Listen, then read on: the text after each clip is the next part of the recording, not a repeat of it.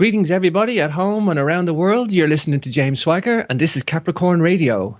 Here we are unveiling our true cultural blueprint. Today we're going one step closer to lifting this veil, and as we were going to be talking to prolific researcher and author Sevan Bomar. Don't forget, you can subscribe free for the show updates and have the shows emailed to you upon release. The archives are there for you to avail of, so just head over to capricornradio.com. You'll find all the necessary links there for Twitter, YouTube, and the Facebook page and Facebook group. YouTube channel, if you're not aware of it, is James Swagger DOTCOM, and you will catch all the playlists there. So let me tell you about today's guest, James Evan Bomar III, best known as Sevan. He's one of the most diverse and enigmatic speakers of our time. He raises the bar for what is generally discussed by mental, spiritual, and physical advisors. Hosting the popular internet television program known as Astral Quest, Bomar is rapidly gaining explosive recognition and with his unique style. He's taken on some of the toughest subjects related to true life with no limits. Bomar, he speaks based on vast experiences and finds no rivals in the field of deep revelation. He answers puzzling questions such as what happens after death, the pre-existence of man and woman, the origins of languages, gods, and belief systems. So without further ado, I'm going to let Bomar tell us the rest. Welcome to Capricorn Radio, Sevan. Oh man, it's definitely great to be on, James. And obviously it's about 7 p.m. here, Costa Rica time. I've been actually thinking about this show for about 48 hours, really heavily. Oh. It's just, you get that tingle in the stomach because obviously I've got a chance to review quite a bit of your work and the conversations, especially that you've had in the past with others.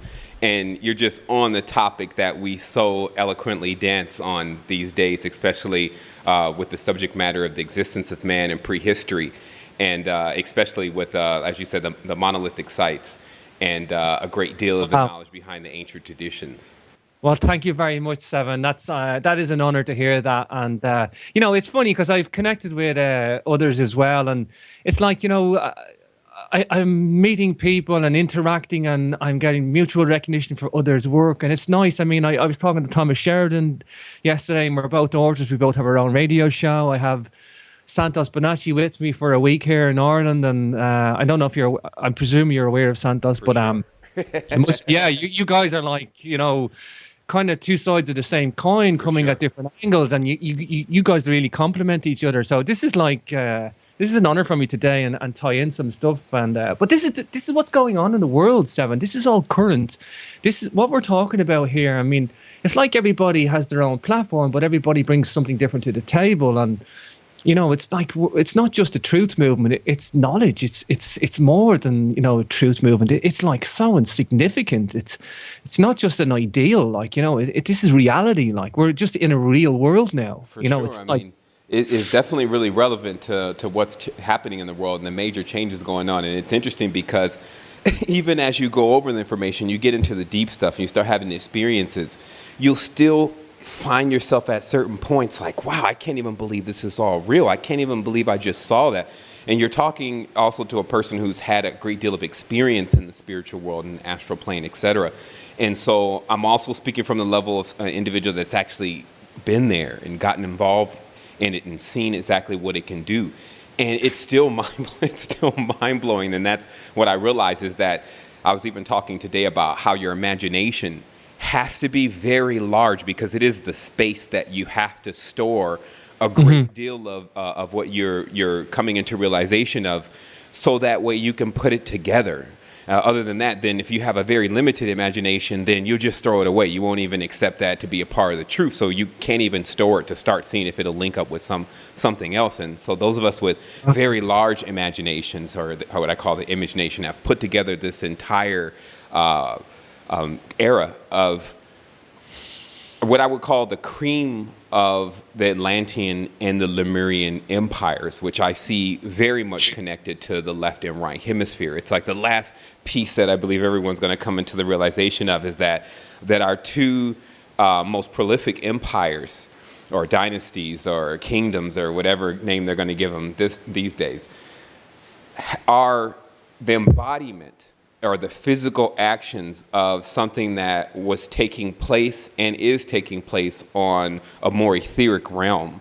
But it's interesting because it's more like the play when you're using physical characters actually takes place here. So you'll see the entire thing acted out. So this is what makes it more fascinating, because you can connect things like the giants and things like the Shamir and Solomon and these kind of concepts into this reality as actually even being living and breathing eidolons into the experience that our ancestors had, and also the experiences that we're having in the present. Wow. We just had a little pre-show chat there, and just for the listeners, I want to talk about this lateral cortex function of the brain, this right and what we know is right and left hemispheres. And for me, my route into this was R.A. Schwaller-de-Lubis. Now, I'm not sure if you were familiar with this, Sevan, but this was my route in, and Schwaller-de-Lubis basically for me opened up the esoteric knowledge of ancient Egypt and the mystery schools, and he really was he lived there for 15 years, but he talks about this, the digital left brain and the right artistic expression and the simultaneous thought, and this was my route into this, and I try to tell this to people, Sevan. But I mean, let's talk about what that really means and what we can tap into, Sevan, and what's the importance of it. Well, for sure. I mean, I kind of came into this the other way around. I was having experiences and I encountered things through certain procedures, until later on, once getting a lot more of the data or the logic behind what was going on, being able to explain it. And so I'm basically in a sense of going the complete circle. But what I will say is, from the left brain, right brain, what you're really just dealing with is the world's design as logic versus your internal soul design as intuitive. And it gets much, much more deeper, especially if you're going from the other way around, meaning that you're actually having the experience, because you'll live this life as a person that is basically paranormally active, meaning you'll always have rich dreams. You'll always even think you see something out of the corner of the eye or have energetic experiences. And then but what's been somewhat of the icing on the cake here is the area that I call the corpus callosum, or Bifrost as it's called in the Nordic tradition. But it's basically the area of the brain that is in the center, or the balance. And that is the life of a bodhisattva or a netter or evangel, is as a bridge. So you actually don't really exist per se in just a hemisphere.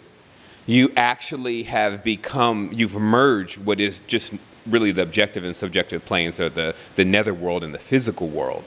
And we're actually at the point in our spiritual creation or experience here on this planet where we're coming into realization of that. And so prehistory is a lot more what you would call dreamlike or fanciful, because it has to do with the netherworld and physical life and its experience, and even the high end of technology, and really which is the extreme left side of the hemisphere, but not necessarily positive or negative. What I did do personally was I started realizing that within each hemisphere, you should also install another plus and minus, meaning another hemisphere inside of that. And that's actually because of the way that these type of realities are designed, which is based on the hypercube. But it continuously redundifies itself. So what you'll see is you'll see extreme right, which actually only wants to deal with the spiritual plane and only really wants to return to the spiritual and subjective plane. And then you'll see, which I call that right negative. And then you'll see extreme left negative, which is also only concerned with the physical plane, only believing what you see in front of you, and actually attempting to preserve or create what is the knowledge of the soul in a physical reality through technology, meaning all of the numbers that you see the computer exhibit as far as its memory, all of the frequencies that you see the radio riding on and the TV riding on, all of this kind of interconnectivity is in fact a replication of a much more organic world that can be associated with the matriarchal side, or the right brain side of things. And when you get realities going on like this for a prolonged period of time, especially with the codes being used, then it becomes more of an illusion. And that's why many of the rules can be broken that otherwise in the universe you wouldn't see broken. Like you won't really see the organism slam neutron bombs or kilotons into their own home. Only in illusionary realities do you get that kind of thing going on. So it's going to be interesting as we glide through this. Obviously, we're going to have to speed up the ship a little bit, but I'm going to actually show you how we went from mainly an organic state of consciousness and reality and working with organic or spiritual technology, and then switching over almost to being complete automaton and waiting on receiving data or input from almost a inorganic substance itself or inorganic creation. Sure. You know, the thing for me, I mean, my dad's a hypnotist, Evan, but he's also a mechanical engineer, and I've had this wonderful alternative knowledge. And my father, he's left-handed, obviously using his right brain, and he plays musical instruments by ear. But you know, he very much is like down to earth. He's in touch with himself, humanity. I'm very lucky to have parents that I have and the education. But I mean, I got a window into hypnotism, and I studied hypnotism not to learn how to be a hypnotist, just because of my father. My father used to heal people who had asthma, and basically, when I learned about it from Schwaller de Lubis, I tied in with hypnotism, and I understood that when you have no corpus callosum, that basically you have things like the autistic traits of autistic savants, where like the real Rain Man, Kim Peek, like was locked in this left brain digital world, one of the most extreme facets of memory that we will ever see on the planet.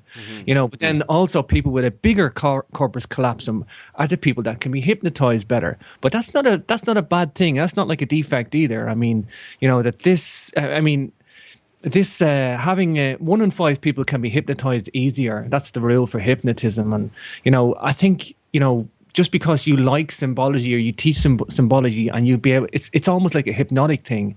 So I think it's a better way to take in knowledge, like, you know, but the only downside is that I see is that you got the likes of Hitler out there who used symbology for the bad. You know, he basically hypnotized the nation with symbology. So, you know, that's my major worry. And I try to teach people, you know, that what symbology is, and it appeals to the right brain, you know, but the intent behind it, Sevan, is what I'm trying to drive at. Right. The intent has to be good. It has to be positive. Well, for sure, because what you get is, because much of the stuff is triggers, and it keys into different recesses of the consciousness.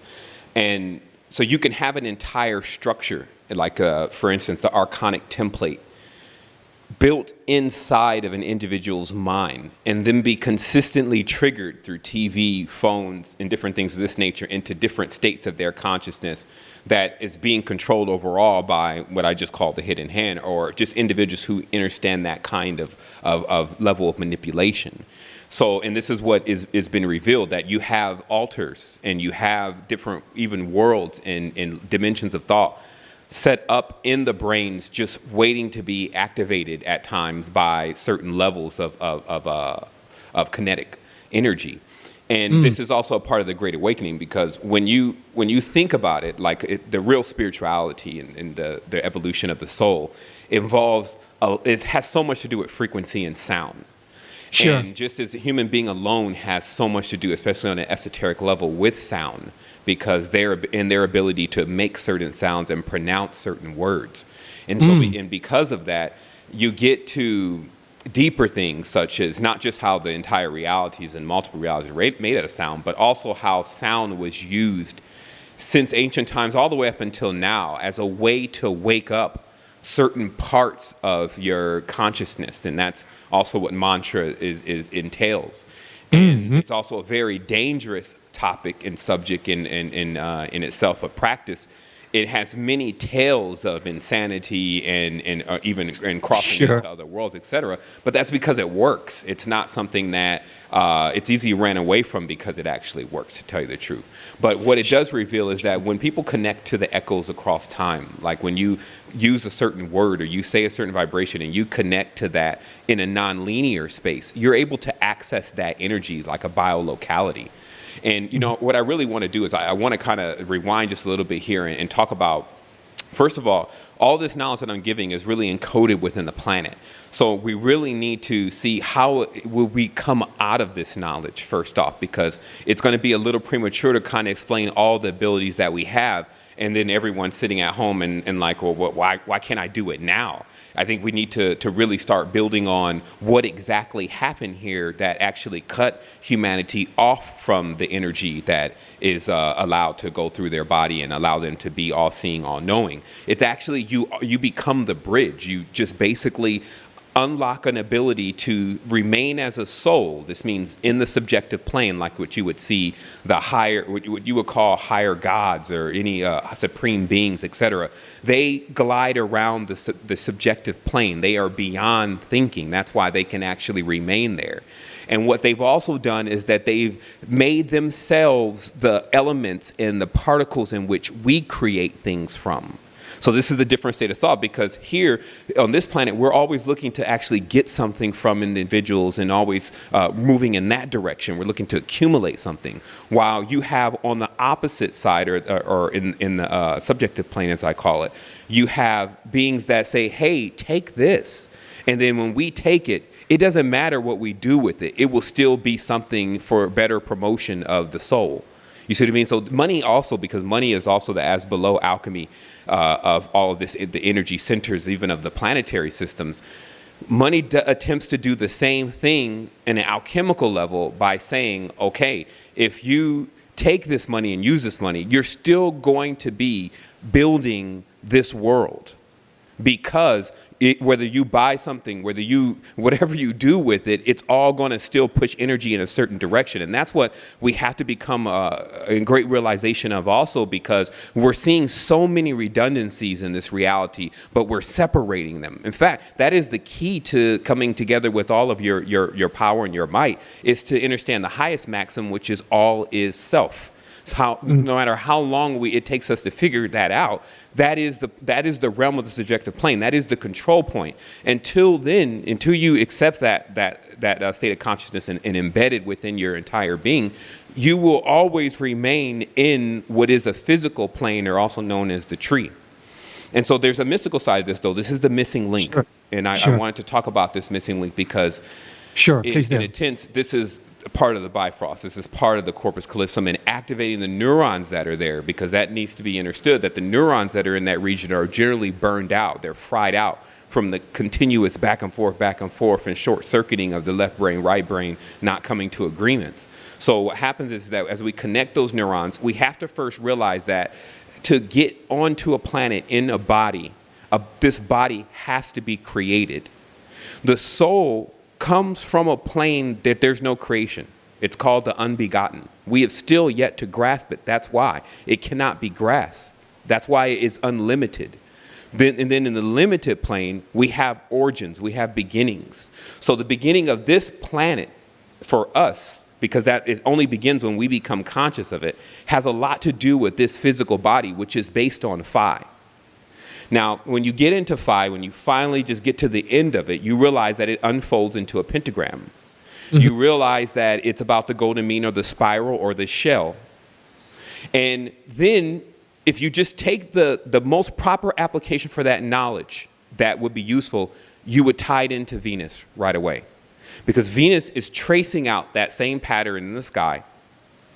And when you go into the most ancient traditions, which is if you want to just say the Eastern or the Oriental traditions, Dravidic traditions, you will see the presence of the signs, such as the pentagram and the crescent moon, in connection with each other, the same ones that are being used in Islam today. But do these individuals now, in the way that they believe and worship, actually understand what these symbols mean? Because as an individual coming from another planet, if I landed here and then I started walking around and I saw how many pentagrams were all over everything, like from packages to TV to everywhere, I would first say, hey, what's going on with the pentagram? Why are you guys using the five base or phi base knowledge here of five, limitation of five senses? And this is when you'll start getting into the Nephilim. You'll start getting into that connection of the beings that did come here from Venus. And it's easier to explain this from the pattern of the human body, what puts us all in a hive together. We're not shaped like bees. We're all shaped like human beings on this plane. So we're in a hive together. That particular pattern comes from Venus and is also replicated across other constellations. So it right away gives you identity of who is exactly running hyperdimensional magic on this sector of the hypercube. Now, let me explain to you what a hypercube is, just very briefly. I'm sure you have your theory, your own work. Sure. I'm just going to give it to you from this perspective of it being connected to what was called the language of the priests, which is connected also to the Enochian language. You had the language of the kings, which was the Malachim language. That's the language of the kings or the angels, or the Malak, which is MLK. So with that, you have that connection. And then you have this language then, and excuse me, I just kind of was thinking about something else at the same time, but what you're basically dealing with here is you're dealing with a language that is what the Sumerians were referring to as the MEs. Now, is it okay to assume that the Sumerians were just some Aryans and that the Dravidians or the tribe of David, etc., Solomon, Egypt, Kemet, Ethiopia, Sheba, Solomon is about another segment of the same two-headed snake? Because in all of the symbolism, Upper Egypt is shown in the symbol of one snake, and Lower Egypt is shown in the symbol of one snake, and that made up the Caduceus rod, or the magical rod of the priesthood, or the priestcraft, which was to understand the knowledge of Upper Egypt and Lower Egypt. In addition to that, if you look at Egypt as itself as a huge brain, what you see is the birth of you see the matriarch, the arrival of the matriarch, not the birth. Because, see, matriarchs arrive. They are parthogenic. So they have accomplished that unbegotten mystery that I was explaining earlier. So that is, again, what you get in the Dravidian Empire, what you get with the Nagas, what you get with Amor, or the son of Venus, the king, or the Malachim, also known as Cain, from Canaan, the Kemetans, which are melanin dominant, dark-skinned Naga, which means borderline reptilian in a sense, if you understand where that strain of melanin really comes from. But then you also have simultaneously being developed on the opposite hemisphere of the world, the other spectrum of the other spectrum of the other side of the color spectrum. And this is important to realize because everyone wants to know who came first, right? This is the never-ending struggle. Never seeing that in a pyramid system. If you see pyramids hanging around, understand the whole concept of creating these kind of realities, or what we call hypercubes or birthing stations, is to shine a clear light, i.e. the soul, into a prism in order to create 7 colors, right, that are visual, 7 colors that you can see. Wow. This would make up the spectrum of people that you're seeing, the different colors, races, and creeds. But also, it's not just about 7. 7 is just a certain level of the knowledge of 9. Because there are 2 other colors that they try to tell you are the absence of colors, but they're not. It's white and black. They sit on the 2 opposite sides of the spectrum, and that's why you see that used in the craft and masonry, etc. You see this, the black and the white snake, etc., because they are the 2 hidden forces that make up the 9 colors. Now, if you go into the Atlantian system and the Kemetan system, you'll see that they agree on one thing, that there's 9 planes, that there's an Enneagram in use. Now, the Kemetan system seeks to use netters or bridges that are beings that are on the subconscious plane that are evoked in order for an individual to cross that part of the subconscious plane or the netherworld. Okay? And then in the Norse tradition, you have several almost physical worlds set up, so that if you understand the difference between the mind states here, almost physical worlds set up with actually giants and creatures fighting each other and warring over each other, and noble deeds and conquest and fantasy worlds that are basically constructed and are real, that people go in their dreams and begin to experience because of the ability that the soul gave us all. So this is the soul is the spice in a sense. It is the energy that no matter what color you are, because under the skin we're all the same color. If you have a phi-based body, what I just call club phi, then this soul force inside of any phi-based vessel will jump it off. It will animate it. So here's another thing that I would show, what I do as a visualization. Imagine yourself landing on the planet, like right into the ocean, and then coming ashore first. But in this tense, you are an archaeologist, a scientist of the most advanced degrees in the universe. The first thing that you would do when you looked at the rocks and you saw shells, you would know there's advanced life here. You can make the calculation just from that alone, from understanding the unseen. Here's where the unseen comes in. You'll notice many of those shells are missing the original occupants that were inside. This means that it has metamorphosized. You see what I mean? Like, look at it as a scientist. Oh my goodness, there's a metamorphosis here. Why? Because when that organism dies, it leaves the physical plane, but it is not gone. Any person that knows soul knowledge knows if there's animated beings, once the husk perishes, the ethereal part of that being then rises up into its next shell that it will fit. And how this really works in our state of consciousness is we cannot get out of this world until we expand beyond its state of consciousness. Until then, it is sufficient enough. It's like a classroom that you have to keep going over and over again till you master it, because there is so much knowledge here. Because when you're talking about these original beings and their level of potency, and that's why they were always symbolic with the rabbit or the rabbi, the teacher. Their level of potency was that their seed was so strong, when it dropped on the ground, it brought forth trees that contain elements that are our knowledge. And our connection to this is simply now that we make books with paper. You'll always see paper or trees connected with knowledge in any mythology. But the real truth is that the fertile ones, because that was really the whole purpose in the beginning, was just to be fruitful. That's why the king was known as the kin, meaning that it was somebody's family member, because he was highly fertile. When you look at all of the symbology behind these ancient kings, which were also in many tense androgen. Androgen because they had a mating between the left and the right hemispheres. This is still something that we can accomplish in this body, because each being here is androgen but polarized. We know that we have a masculine and feminine side. But why do you come out as a male? It's the same reason why some people use their left hand and the right hand. Through past experiences or programming, you can become polarized to one sphere or another. Basically, a pyramid or a stupa. It depends on the geometry that was in use in the culture in which that you came from, or the petri dish in which you came from, where your cultivation came from. Sure. And then now you can narrow this down then to numbers, mainly 5 and 6. 5, of course, is phi, is on fire, is the pentagram, sometimes father.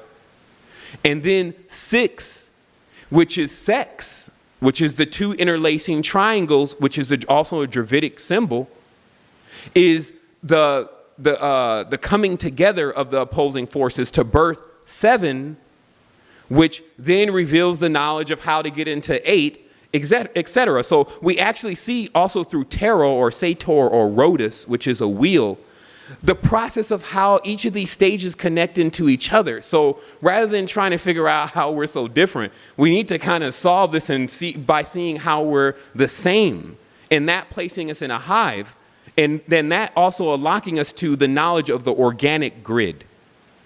Because the pyramid systems that you see on the planet are set up to create a new artificial grid. This was Atlantian knowledge, which was supreme for its time. When you think, some people, they're not putting it all together only because sometimes they're blocked in their mind. Let me show you something. They always say that the Atlantean Empire sunk and most of those people are gone. And then that they collapsed their island from trying to harness the energy of the core of the earth. They rose the water 300 feet and actually collapsed Bifrost, which was the bridge that connected the Black Sea in Europe to the other side. And that was the end of the empire. Didn't they just tell you that the Atlanteans had already mastered how to do astral travel and had advanced into that state of their consciousness? So it's a dimensional story. Right. As well. So how could they die? How could they be gone? So that's the other part of the secret. Nobody is gone. They're here now. It just takes a third eye to see them. They're standing outside of time in that that subconscious, in that subjective plane. Now, the reason for this is because when you look then at the deeper Kemet knowledge, you realize that it is the foundation of the system that we are in now. But it is literally like from the waist down, which when you see of course in the charts, it shows you that the waist down is from the netherworld, is the netherworld itself. It corresponds to the snake and the dog. And that's all you get in the mythology, as Venus stands for the black dog, Sirius and the 5-pointed star in the eye, just like the radio Sirius shows today. You get this connection that, maybe there is something going on with the dog too. Let's throw man's best friend in there because they are the adjacent portal, meaning that they are in the next stage of sentience, the beings that are right next to us. And this is important because if you look in the systems of the Kemetans, they show you that each soul is in a stage of graduating. So you may think Neanderthal man was just an idiot, never realizing his soul evolution was splendid. Now we've gotten to a stage where we can speak, but we would never have been able to speak and realize and have senses if we didn't have the previous stage. So we're just dropping these husks as we go and continuously metamorphosizing our way back to the all. And it's not just the all, because a lot of people are scared of the all because they're worried about their individuality. It is being that consciousness that is not only connected with the soul, but also connected into a physical plane. And people say, well, how could that be? And that is exactly the accomplishment of every single individual that we hear the legends about. Whether you want to call Messiah, whether you want to call it, like I say, Evangel, Krishna, Bodhisattva, whatever you're calling it, they had simply mastered having a purpose on both planes. Wow. And many of us do that now. That is, in a sense, the universal job of the year. It's getting in here and actually being able to walk people across their consciousness from this left brain logic or this to right brain intuitive, because that happens too. And this is the next stage of the knowledge, to understand the craftiness of the priesthood in a sense, because when you see the caduceus staff, which explains many things, you see the two serpents lining up around the globe in a sense. Because in this position for our human body, which is the human version of the caduceus staff, is our ears in a sense. And this gets back to ancient lore about the whispering of the ancestors. They said, Uda bin lahi min al-shaytan regime, meaning protect me from the whispers of Shaitan. But who was Shaitan? Shaitan was Sat. Sat was Satnam, Satsam. It was the many different spirits that were ancestors that resided in the netherworld stage of consciousness, which you can visit even by going in trance at any point. And then the new addition is somewhat of hypnosis. And then you visit these states of consciousness. Then the next stage, because this is something that's already being done, the next stage was to direct it. And because as a human, we have this spectrum or aura or field that allows that we can change the color of, thus sending out different sounds, we can evoke or invoke in a sense. The difference is one's outside, one's inside. We can invoke our projection into a tube that is sound or a sound wave, and then come out in that state of consciousness that we have traveled to. And we call that dreaming now. But if there's never much, if you don't realize the control in the world already, you ought to be blind, right? But wait until you see the control in the dream world. Wait until you see, James, how much control they use in order to keep people from lucid dreaming. Because lucid dreaming, man, you can go and absorb an entire library in 2 to 3 hours. It's the jump room, every bit of the jump room in the movie The Matrix, as far as being able to go in there and access data. Dream time was the time we preferably dealt with because it collapsed physical time. It was basically a space where we can go in and act out several things to their ends even before we try to attempt to do them in a physical plane. Now, I'm also want to explain very briefly the purpose of physical planes. We are all seeds, souls. As the first being that arrived was known as Cedar, that also became known as Saturn later on. And they said he dropped the seed into the ocean, and from the moment that it dropped into the ocean, foam came forth. This is, of course, Seaman, or the man that is on the sea, because the planet itself was completely covered with water. They explain that in the ancient text. And then, but when the first seed penetrated the core, this is also seen in the sexual act or of communion, penetrated the core of the planet and impregnated it, thus giving it a core or a birth inside. That was the beginning of life, because life begins with heat. Now that heat, though, is connected to passion. It's connected to fire. And that's why there's a tantric system that is also in place, especially when dealing with netherworld entities. A person's sexual natures and sensibility to other organic beings is heightened. A person can be aroused by a tree. But a person can be aroused by air, and this arousal allows them to become perceptive of other things, because it is the energy that turns on the other chakras and wheels. Notice the key word, turned on, right? Sure, the chakras and the wheels begin to light up, because the root chakra, although always seen as old Satan, the devil himself, is still the one that is strong enough to power all the rest of the chakras with no problem. So we're standing on this idea of the devil and Satan and something that is less than us, right? And then we build worlds on top of that. So now you'll understand the hypercube and how it was created. The hypercube traps light in the corners until the light builds up and becomes dense enough, heavy enough to become slowed down light, which is what you call plasma, flesh. Right? Now, flesh is plasma. Blood is plasma. So it's light, but it's just slowed down light because it's trapped in a corner. And because a corner is a right angle, once light begins to coalesce at a right angle, it makes a sphere. We call this worlds. Then the more powerful the lights, the more spheres or shells are created in that world. And we call these realities. Then you see this layering of the frequencies, which is the scale of the organism, or which is the orchestra of this universe, which is organic being. You see why the organs in the body are so key to play the proper tune, so that way we don't see things distorted or unbalanced, which is what happens when we try to go into any of this knowledge and not have a balanced system. The other thing that I want to talk about, especially at the last 15 minutes, which is about 5 minutes of the show, in about 5 minutes, is that we've discovered now the elements that allow a person to make the necessary terrain modification that they need to make to change the DNA, RNA, which is about environment. All the studies show that the DNA, RNA is most changed by the person's environment. But the left brain logical side saw that as just the immediate environment, like whether I'm in a house in New York, in a high rise, or out somewhere in a forest somewhere, right? They only saw it as that. But James, it was much deeper. It was the environment of your body.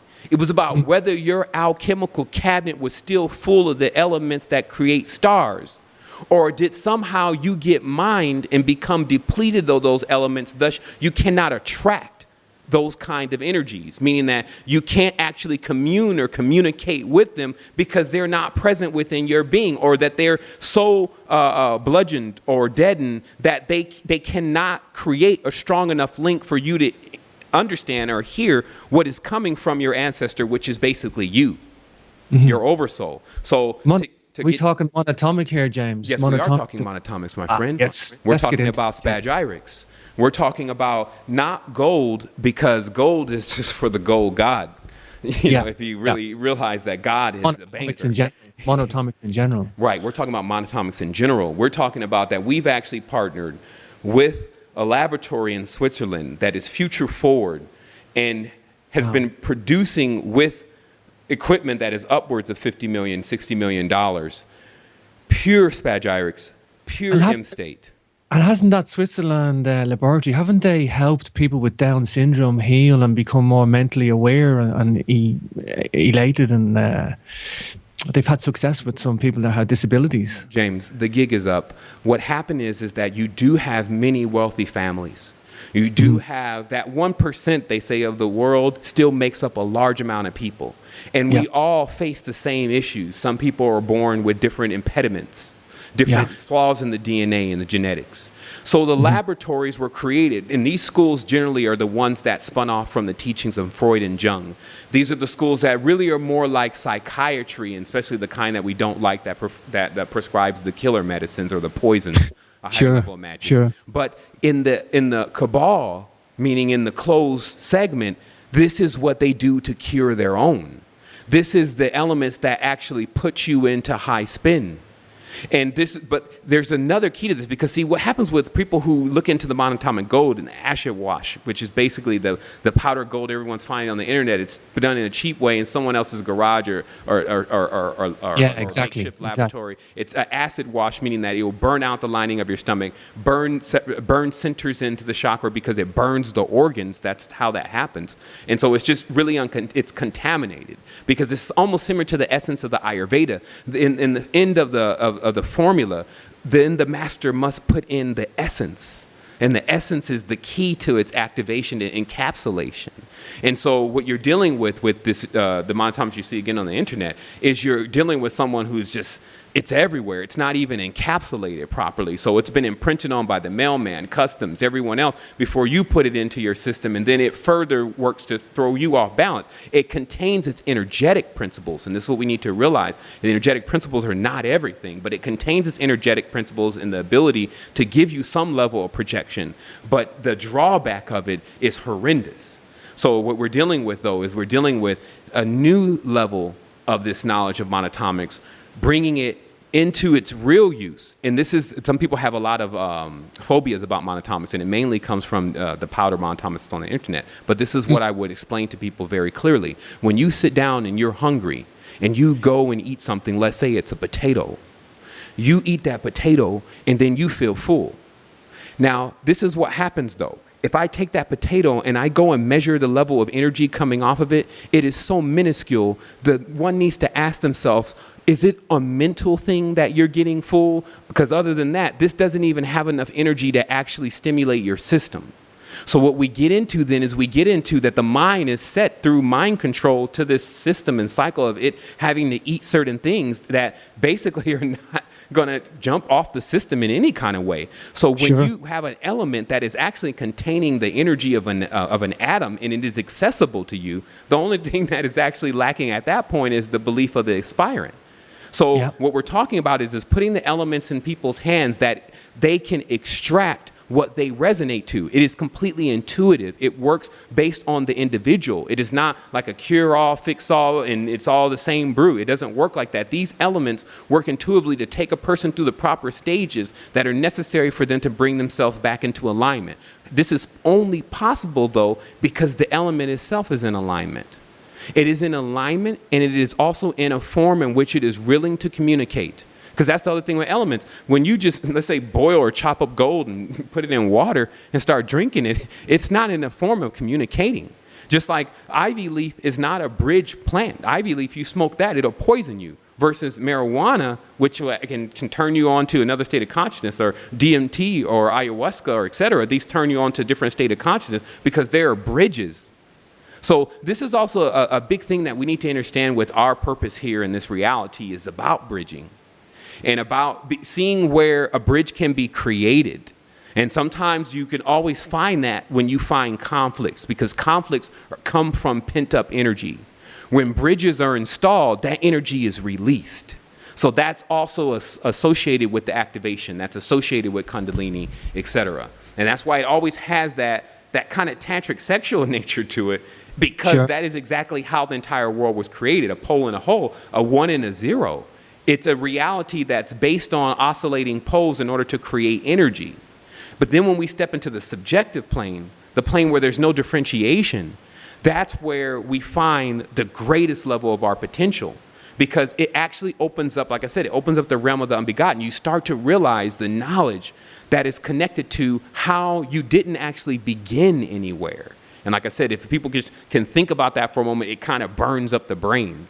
But there's also, to fast forward things, because we're also coming to the end of the hour, which I'm also monitoring time.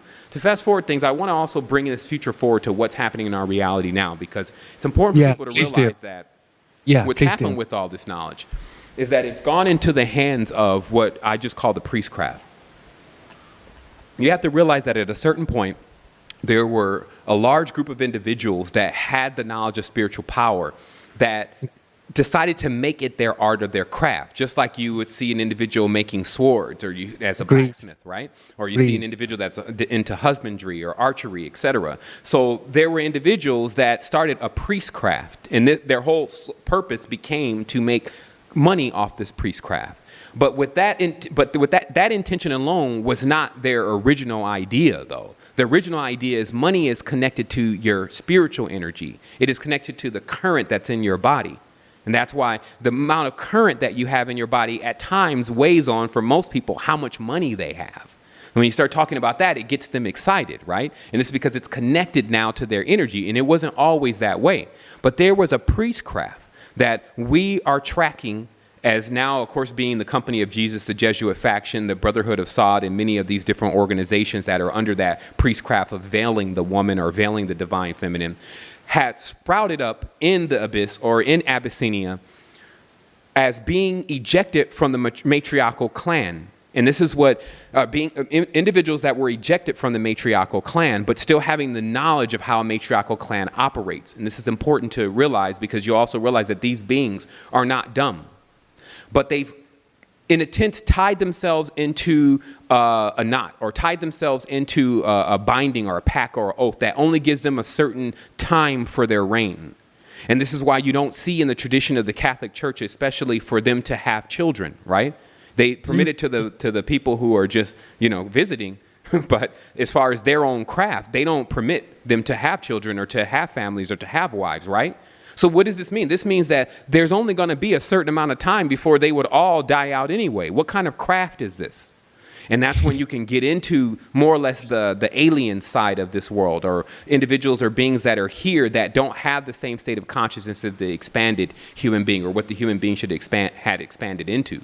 And so to close this down, what you had is that realize that the man also, just our creation, because our left side of our brain is larger than the right side of our brain, it actually shows a slight impediment, which you don't witness in the female. And this is why in ancient times, it was always known that the matriarchal clan could indeed interface with the netherworld, etc., through trance a lot more easier than the male. So in a matriarchal society, then the male wouldn't exactly be the shit, okay? Versus everyone would want to have a female, versus what we have going on now, where everyone wants really to have a male. So it's important to realize this, because what you found is you found this cult that began to develop based on their hatred to the matriarch, and then also their partialness to pedophilia, which I don't want to get into now, but that was the reason why they were ejected from the clan. Yeah. And then they moved from that area of Abyssinia and went into the mountains and began to burrow into the earth, meaning they created their underground, what you call underground cities, because that's where they chose to thrive and spy. Because from that point on, when they were ejected, they became more or less the adversaries of humanity. And that's why there's always this underlying story about this serpent priesthood. And the reason why it was connected to the serpent is because it was connected to the matriarch. But they weren't with the idealism of the matriarch, but they were still Venusian nonetheless, meaning that they had actually come from a planet that has a pentagram, or as you see, serpent, a pentagram in its makeup. So you already would know that it has something to do with the snakes. So when you see this priestcraft basically spying on humanity for a prolonged period of time, setting up these underground areas where the temple houses are, where people go to meet to make decisions, to understand what direction the world is going to go. And we're coming to an end here. And I'm giving you the reason why 1% of the beings in this world control this world, by the way. Because some people can't figure out how it happened. And it happened because this priesthood began to develop the craft of spying and sneaking and slithering about, etc., all the S words, and utilizing the frequencies and the tongues, etc., to do malevolent things. And so what ultimately sprung from this whole thing is this reality that we're actually in now, where they use the television, the cell phone, and these different devices that we have to keep us into the program 24 hours a day, 7 days a week, the moment that we plug in. So it only takes 1% of this world to manage the media. They do set it all up. It's very intricate. It's also set up from the spiritual realm. It's not set up from the physical world. And that's why you can see a lot of synchronicities. You'll see a stretch of commercials with the same book in the background or the same underlying message that nobody can hear except for the ones that are awake. And this is all being conducted and planned on the spiritual plane. It is the control point. And so that's one thing that I think, again, we're getting to the end of this. I would like to welcome people to check us out. Obviously, we're at astroquest.com. If you want to get directly to us, though, you go to Resistance 2010. If you want to take a look at the monatomics and at least read about the data that's there, because we're actually developing an entire knowledge base on realmdynamics.com, which is not actually live yet. But if you want to check that out, you can actually go to the Resistance 2010 site and go into the store there and just read. Because remember, there was another part of the alchemy that was performed when an individual knew about it, which was learning alchemy had its own level of transformation within you. That's one of the major parts of the transformation. So it's not just about taking the substance, it's actually about understanding how the substance works. Then you'll actually tap into some individuals of how you don't even need the substance, but can connect to it from someone else that you know that has it. This is biolocal energy. It's the strangest thing. You can pull from it from the future if you plan to get it. This is the next stage of what we're going into, James. Obviously, it's a beautiful thing. It's something that we all should really be, and I'm not saying the monatomics in general, but it's something that we all should be involved in. And that's really what I'm here for, is because the moment that I see that one of my fellow human citizens, no matter what color of the spectrum they are not, benefiting off of this knowledge and information that belongs to all of us, then that rouses me to a cause, and I'm in this again. Yeah, this is beautiful, James. This is powerful what you've just been saying for the last hour, and I you got to come back again, James. Anyway, but obviously, I compressed everything into an hour, so some of that stuff was just thrown on top of each other. But I know, brother, and I say I wish we had two, but I have to go in the next 5 minutes and talk to Mick Hanks. So, wow, we're going to have a powerful 3-hour session here. But James, look. I hope to see you over this side of the world at some point. We maybe get a conference or some sort of a weekend event for you at some point if you're ever coming over to the UK. But for sure, I definitely foresee a day that we're all going to be coming together here soon, at least from an astral level, because it's definitely possible now. Sure. Can we just mention I hope we can mention you're working on a documentary now. Can I say the name of it? For sure, it's Secret Energy. It's Secret Energy, yeah. Mm-hmm. It's a massive documentary. It actually runs along real life. So it's not just going to be a documentary for people to watch. It's going to be a documentary that's shot from the perspective of being you. And it's going to uncover things that people have never really put together before, but it's just time for them to put it together. We're not just saying, hey, we got something brand new. None of this stuff is new under the sun. If you understand the sun's real purpose and its projection of photon light. It's about getting people to embrace, James, yeah? For sure. For embrace themselves, all is self. Take care of yourself. Do the best for yourself, and that way you can be the best for the others around you. That's where we start at with understanding, opposed to understanding or overstanding. And so, I want to say thank you for hosting the message today, James. It was obviously a massive Sevan. We definitely have some more to do in the future. No doubt we have. And you're also developing a Human Activation Institute. This is like for Kundalini type stuff? For sure. What HAI is which is HAI, Human Activation Institute, it's basically after we run a lot of these processes through beta and actually get the exact method of the purpose of activation within each individual, we want to start activating key individuals. And this is in order for us to pinpoint basically, it's an effort of pinpointing in the reality what individuals, if they were active or awake, could actually wake up masses of amounts of individuals, because they are the anchors of those individuals. And to understand Nephilim, and really briefly, NPHL, Kabbalistically, NFL, is connected to the entire thing, because those are the giants, not New York giants, which is the big apple or the big pentagram. But you'll start seeing it's all interwoven. But there's a massive connection coming, and that's all I got to say. Hey, James, did you ever see the Kazakhstan pentagram? I'm sure you have. Yeah, of course. Yeah, I saw it. Have you seen the 666 encoded into that? Yeah, I mean that's the 6 into the 5. I mean, and that's But no, I mean, I did a YouTube. Sorry, James. I did a YouTube video with my co-host, Live Mike, and just because you had been talking pentagrams, yeah. that I heard that interview. yeah, it's at an elevation of 666 feet. The diameter, the radius of the pentagram is 666 feet, and the internal radius of the 5 points of the star, which doesn't reach the outer circle, because it's like the Order of the Eastern Star Masonic pentagram. Right. It's got a harmonic of 444, which is 666 multiplied by 0.666. So that was basically what the show, and it's on a ley line as well. Like, and just you had been talking pentagrams. I wondered, had you seen that? But man, I know you got to go, but I definitely heard you bring that forth. And as you know, like I said, next episode we can talk about for sure how this is being designed, because it's just done on that. It's hyperdimensional magic in a sense. Yeah, it's something I wanted to get into. Maybe we're going to bring you back again, and I wanted to get some of the occultist stuff, the pentagrams, the phi.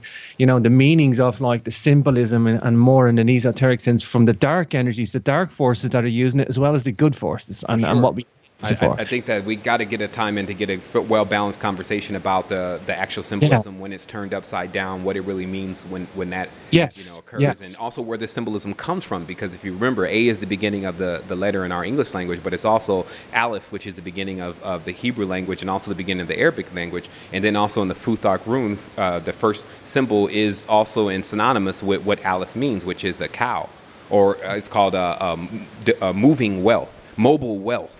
And this is something that you really, really have to lock into, because you'll see this whole process of these Malachim or kings, and they're even with the sacrifices going on of the cows and things in the Bible. But you'll follow the whole process of how wealth was determined by how many cattle you had, but that connect directly to the actual genealogy of the entities that are involved in this, or why they call it the Bi-Bull.